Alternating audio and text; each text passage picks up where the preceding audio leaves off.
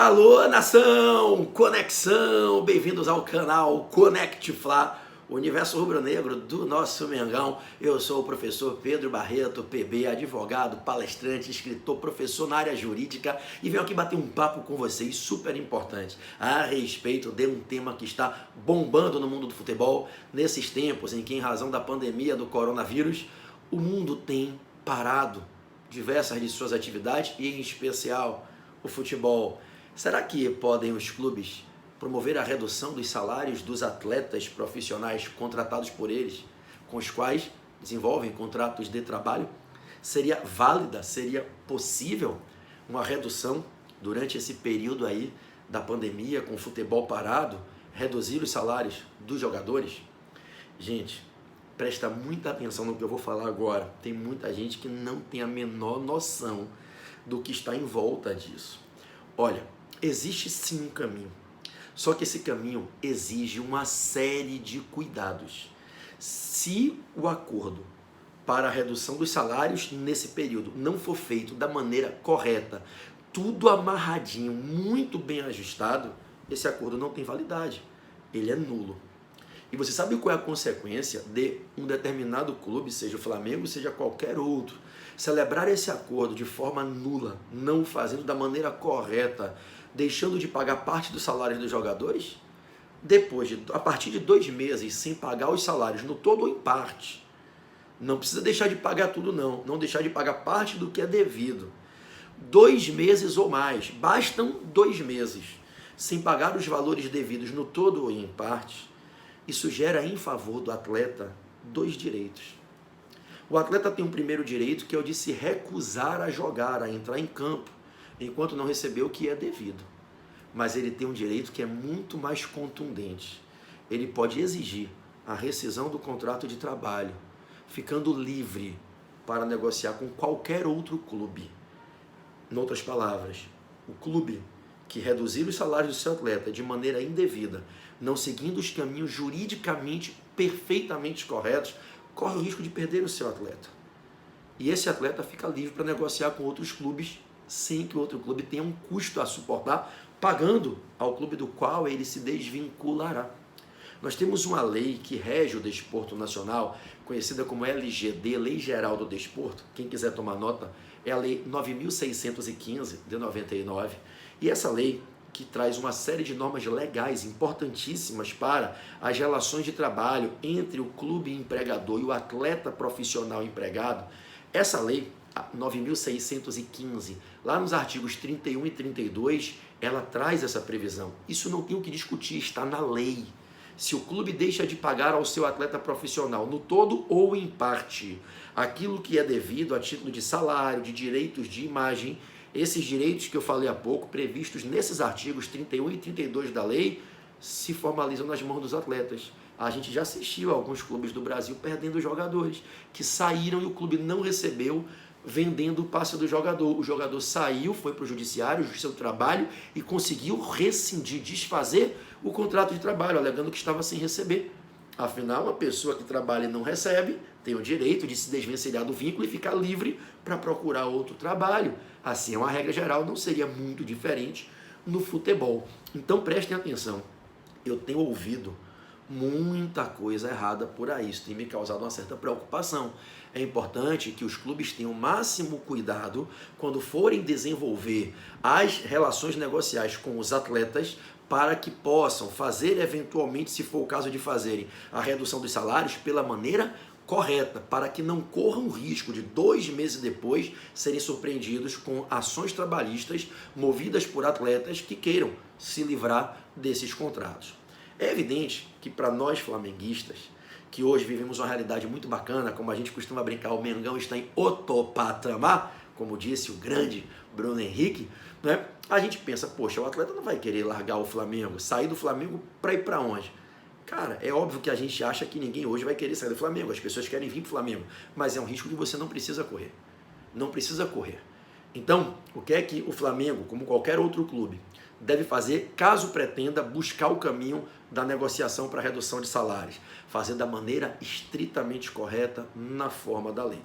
Primeira dica que eu daria: tentem fazer via acordo coletivo, convenção coletiva, a negociação não sendo feita individualmente com o jogador apenas, mas sim com o sindicato da categoria, com o sindicato dos atletas profissionais de futebol. Porque o caminho para permitir a redução do salário e da jornada de trabalho, em tese, o caminho é esse. A nossa Constituição, no artigo 7º dela, para quem não é do direito, é bem simples, é só pegar a Constituição do país, fazer uma leitura rápida. O artigo 7º da nossa Constituição, ele elenca uma série de garantias para proteger os trabalhadores do nosso país. Uma dessas garantias se chama irredutibilidade de subsídios e jornada de trabalho. A regra é que o empregador não pode unilateralmente exigir do empregado que aceite receber menos do que ele foi contratado para receber e que no contrato se fixou que ele receberia. O empregador, em regra, não pode impor ao empregado que ele vai a partir de agora trabalhar menos e receber menos. A irredutibilidade de salários e da jornada é uma garantia constitucional para proteger os trabalhadores que em muitas situações da vida ficam vulneráveis na relação de trabalho. Não sempre, mas em muitas situações ficam. Ao precisarem do emprego, aceitam muitas vezes imposições arbitrárias dos empregadores. Bom, a mesma Constituição, todavia, abre uma exceção. E lá no artigo 7º, ela diz assim, olha, se por um lado a regra é que o empregador não pode reduzir salário fixado no contrato, não pode reduzir a jornada, por outro lado, a gente vai admitir uma exceção porque a gente sabe que, eventualmente, em situações pontuais, pode ser importante, pode ser necessário, pode até ser imprescindível que se negocie uma redução. E não é isso que o país está atravessando, que o mundo está atravessando nesse momento. Gente, como é que os empregadores conseguem pagar as despesas que possuem se eles estão sem receitas? O comércio está fechado, há uma desaceleração do consumo, a moeda não está circulando, as pessoas estão sem receita, as pessoas estão sem renda. Como é que você sem dinheiro paga as suas dívidas? Como é que um clube paga a folha de salários dos atletas se não tem receita, se o patrocinador está atrasando o pagamento, se não está tendo bilheteria dos jogos, se o sócio torcedor está cancelando o plano porque está sem dinheiro? Como é que ele paga os atletas? Então, para situações excepcionais, o Constituinte pensou e disse, olha, quer saber? Eu vou dizer que a regra é a proibição de redução do salário e da jornada de trabalho pactuadas no contrato de trabalho. Todavia, pode ser excepcionalmente feita essa redução, mas tem um caminho. Tem que ser mediante acordo ou convenção coletiva. É dizer, o Constituinte se preocupou em dizer assim, eu até vou admitir que se possa ter redução do salário e da jornada, mas a negociação não deve ser feita individualmente, empregador e empregado, exatamente para evitar que o empregado, numa situação vulnerável de hipossuficiência, fique prejudicado, acuado e aceite aquilo para não perder o emprego. Então tem que ser feita mediante a presença do sindicato da categoria, da entidade de representação coletiva desses trabalhadores. No caso, seguindo o que está no texto constitucional, os clubes deveriam fazer as negociações via sindicato. Todavia, uma grande polêmica tomou conta no país a partir desse mês de abril. No dia 1º de abril, o presidente Jair Bolsonaro editou a polêmica medida provisória 936. E essa medida provisória, no artigo 7º, autoriza negociações individuais entre o empregador e o empregado. Nos termos desse artigo 7º, em tese, o clube poderia negociar com o empregado, com o atleta profissional, o trabalhador, jogador de futebol. Muita gente questiona que essa medida provisória é inconstitucional. Foi ajuizada uma ação direta alegando a inconstitucionalidade lá no STF. O STF, no primeiro momento, no dia 6 de abril, um julgamento do ministro Ricardo Lewandowski, o STF não declarou a inconstitucionalidade, mas foi a posição pessoal do ministro Lewandowski, que o relator, isso pode mudar no plenário. O Supremo não declarou a inconstitucionalidade do artigo 7º da medida provisória, que autoriza o empregador a fazer negociações individuais com o empregado. Não declarou a inconstitucionalidade, mas exigiu, para que se considere válida a medida provisória, que após ocorrer a negociação individual, ela seja homologada no sindicato, ela tem que ser remetida ao sindicato. Entendendo isso, se o clube fosse fazer uma negociação individual nos termos do artigo 7º com os atletas para reduzir salário, ele teria que pegar esse acordo individual feito entre ele, clube, e o atleta e enviar para o sindicato de atletas, que teria que homologar. E o sindicato pode se recusar a homologar, aí a negociação não é válida. Aí se o clube deixar de pagar parte do salário, ele está cometendo um ato ilícito. E se ele fizer isso por 2 meses seguidos, o atleta fica livre para poder rescindir o contrato de trabalho e sair do clube e poder negociar com qualquer outro clube, sem que o outro clube tenha que pagar ao clube do qual ele está se desvencilhando. Eu, particularmente, vou dar uma opinião, pessoal. Eu vivo com o direito há mais de 20 anos, eu convivo nesse mundo jurídico há muito tempo. Eu não arriscaria fazer a negociação individual. E se fosse fazer, mandaria para o sindicato e faria o possível para conseguir que o sindicato homologasse. Porque se essa medida provisória for declarada pelo STF no plenário inconstitucional, os acordos individualmente feitos autorizados por ela serão nulos. A não ser que o STF faça algo que no direito a gente chama de modulação dos efeitos, o que eu acho que não faria. Esses acordos são nulos e, sendo nulos, o clube corre o risco de se suportar esses efeitos do artigo 31 e 32 da Lei Geral do Desporto. Vocês estão entendendo?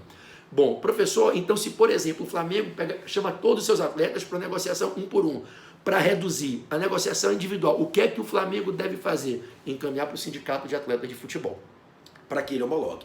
Se ele não se manifestar expressamente o sindicato em até 10 dias, se entende que ele homologou pelo silêncio, está homologado e o acordo é válido, ok?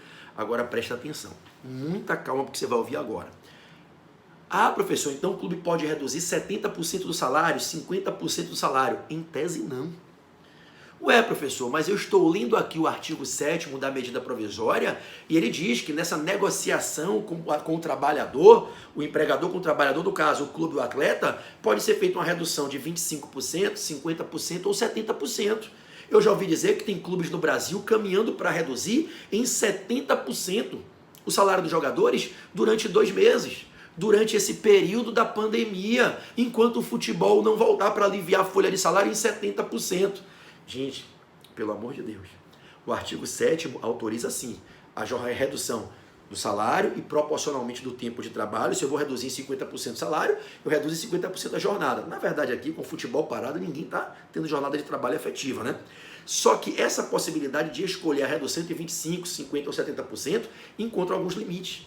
E a maioria dos jogadores de futebol, pelo menos dos grandes clubes, dos clubes da Série A, vão ficar fora dos limites para que se possa escolher a redução em 25%, 50% ou 70%. Eu diria para vocês que a imensa maioria dos jogadores dos principais clubes do país, do Flamengo, dos clubes de Série A, não se enquadram nessa possibilidade de escolha. Para eles só caberia a redução de no máximo 25%.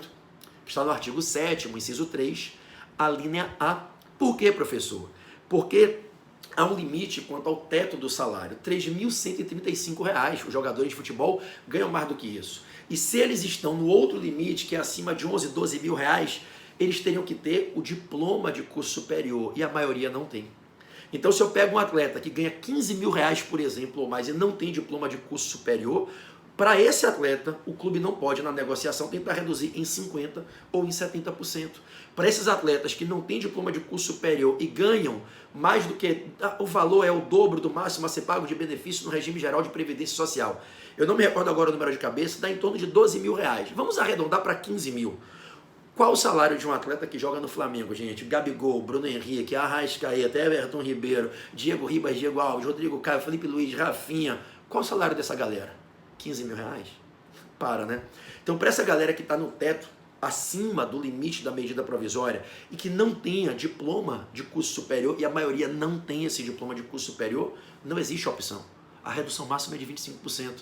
Se algum clube não perceber isso e fizer uma redução de 50% do salário, a redução é nula. Ela está fora dos limites autorizados na medida provisória. E qual é a consequência? Amanhã, esse atleta pode, não estou dizendo que ele faria, mas ele pode alegar essa nulidade, alegar que não recebeu, e se o clube não pagar a diferença, ele tem o direito de entrar na Justiça do Trabalho e pedir a rescisão do contrato de trabalho. Então, é só para dizer a vocês o seguinte, é possível fazer um ajuste, os clubes, muitos deles, precisam desse ajuste no salário, mas é importante que esse ajuste seja feito da maneira correta. Então, que os clubes tenham o máximo de cuidado, eu sei que devem ter, né? O Flamengo, por exemplo, tem um departamento jurídico de primeiro, os advogados e advogadas são fantásticos, eu sei que não cometeria deslizes, e se entender que é necessária essa redução. Professor, você acha que o Flamengo deve fazer? Acho, minha opinião sincera, acho. Não só o Flamengo. O momento é de crise em quase todos os segmentos do planeta, em quase todos os segmentos da atividade econômica, do mundo do desporto. Acho que todos nós, é só uma opinião pessoal, eu respeito quem pensa diferente, todos nós precisamos, dentro de uma ideia de solidariedade social, nos esforçarmos aqui e sofremos cada um o seu esforço, darmos a cada um a sua parcela de colaboração. O atleta profissional que tem um salário, caramba, de 100 mil, de 200 mil, de 80 mil reais, se ele tiver uma redução, ele não vai passar fome.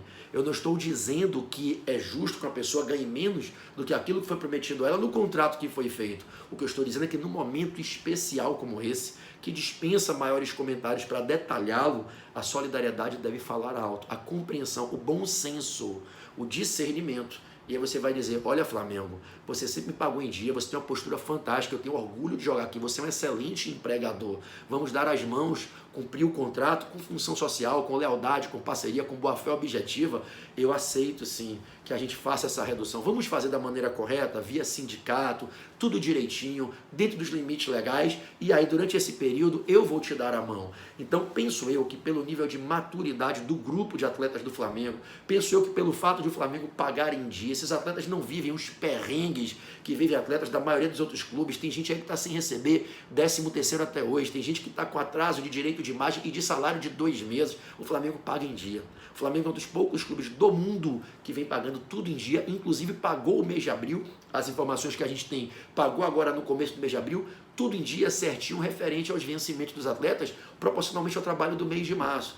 Então penso eu que o bom senso há de imperar e deve sim o Flamengo, assim como a maioria dos clubes, fazer o ajuste. Ah, o Flamengo tem gordura, tem um fôlego? Tem, mas não tem por muito tempo. É preciso ter cuidado. E se o Flamengo está hoje com atraso no pagamento de parcelas de alguns patrocinadores, está perdendo receita do sócio torcedor, a galera sem grana, gente sendo desempregada, perdendo renda, perdendo emprego, não vai poder se dar o luxo de pagar o sócio torcedor. Por mais que isso pra gente seja o Flamengo, para nós é a nossa vida, mas entre o cara pagar o plano do Flamengo e pagar a comida do filho dele, ele vai pagar a comida do filho dele. Então o Flamengo está perdendo receita, a gente está sem bilheteria do Maracanã, que ajudou muito ultimamente. Então me parece razoável que o Flamengo procure os atletas, faça uma negociação coletiva com o sindicato e reduza temporariamente, na forma da lei, esses salários e depois volta ao normal e todo mundo sobrevive à crise. Tudo bem, pessoal? Essas eram as considerações que eu queria trazer a vocês. Se você ainda não é seguidor aqui do canal e puder me dar essa honra, se inscreva, siga o canal, é só clicar aqui em inscrever-se. Eu vou ficar muito feliz de ter a sua companhia nessa família de rubro-negros e rubro-negras, apaixonados e apaixonadas pelo Mengão.